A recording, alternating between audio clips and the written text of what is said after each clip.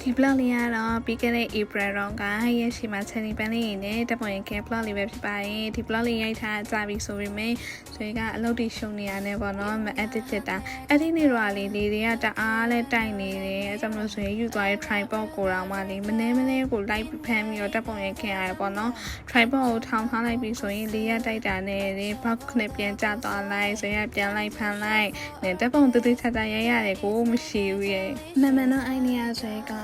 Minkရဲ့ Betty Cafe ကိုလာတာပါ Mink Betty Cafe က Hype ရဲ့အနောက်လမ်းကြားထဲမှာရှိရပါတော့အဲ့ဒီ blog လေးလည်းတင်ထားပေးခဲ့ပါတယ်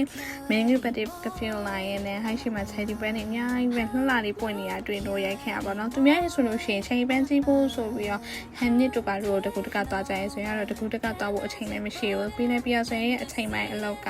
Hype ရဲ့နီးနီးလေးပဲကန့်ရလေးပဲပေါ့နော်အကြောင်းမလို့အနီးနာဆုံး Hype ဖြစ်မှာပဲ Cherry Pan စီးဖြစ်တယ်ဆိုပြီးတော့ဆွေပြောခဲ့ပါသေးတယ်